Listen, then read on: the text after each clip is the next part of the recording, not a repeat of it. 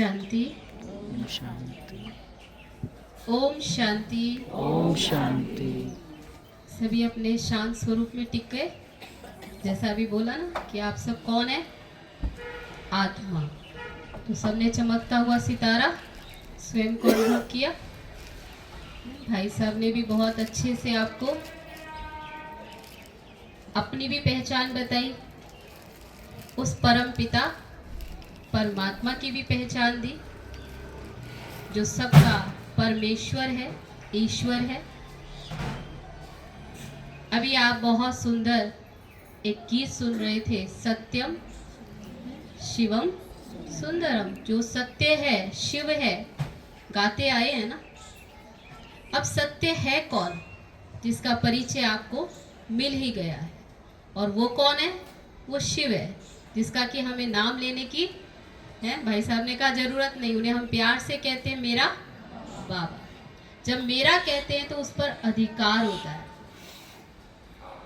और दूर दूर से क्या लगता है, उसमें अपना अधिकार नहीं झलकता। तो अब जो असली टॉपिक शिवरात्रि क्यों मनाते हैं, इस पर आते हैं। अब आप देखेंगे शिवरात्रि के साथ रात्रि शब्द जोड़ा जाता है। जबकि किसी का भी जन्म होता है तो उसके साथ जन्मदिन, किसी को भी शुभकामनाएं देते हैं तो क्या कहते हैं? जन्म दिवस, जन्मदिन, बर्थडे, बर्थ नाइट नहीं।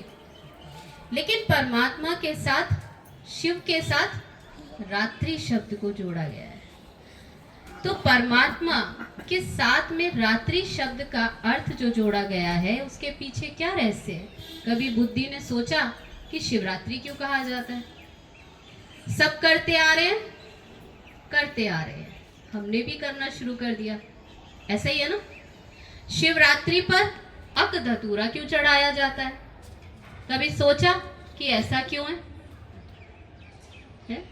अक का फूल जो कि किसी देवी देवता के ऊपर कभी नहीं चढ़ाया जाता। कभी आपके घर कोई गेस्ट भी आ जाए तो उसे भी आप सुंदर से सुंदर कोशिश करते गुलाब का फूल देने की सबसे पहले, फिर चाहे और कुछ हो जाए अलग बात है। लेकिन अक का फूल तो भूले से भी नहीं, गलती से भी नहीं। लेकिन वो अक का फूल किस पे चढ़ाया? किसके ऊपर? शिव के ऊपर चढ़ाते हैं। कभी हमने सोचा कि ऐसा क्यों? अक धतूरा बेल पत्र चढ़ाकर और व्रत मनाते आए हैं, व्रत रखते आए हैं भूखे प्यासे। लेकिन कभी हमने ये सोचा कि ऐसा क्यों? आखिर वो शिव है कौन, जिसको कहा ही गया है शिव भोला भंडारी, जो सबके भंडारे भरपूर करने वाला है। और है क्या वो? भोला। तो भोला है इसलिए हमने सोचा जैसे मान जाए, है ना, ऐसा सोचा। तो ऐसा समझ करके हमने उसको जो दिया उसने स्वीकार कर लिया। लेकिन वास्तव में सबसे पहले तो ये जानना जरूरी है कि रात्रि कौन सी है। तब रात्रि ये कोई 365-64 दिन है तो 364-65 रातें भी होती है। कौन सी? एक बाजी खेलनी सबको आती है, बहानेबाजी, ठीक है ना। अभी भी कोई लेट हो गया होगा, कोई कारण होगा तो तुरंत क्या आएगा? निकले हुए तो हम इतने घंटे के, है ना, तुरंत आ जाता है। तो इसी तरह मान लीजिए भगवान कोई एक दिन आते तो हम सब बहाने मारने में होते हैं ना होशियार, कहेंगे अरे, या फिर सच्चाई भी हो सकती है कहीं, अरे भगवान आप उस दिन क्यों आए? हमारे यहाँ तो शादी थी। आप उस दिन क्यों आए? मेरे यहाँ तो मेहमान आए थे।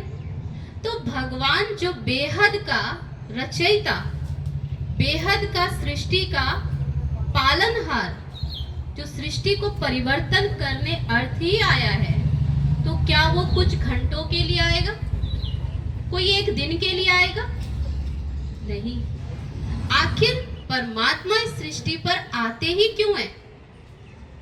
आना ही उनका होता है सृष्टि को परिवर्तन करने के लिए।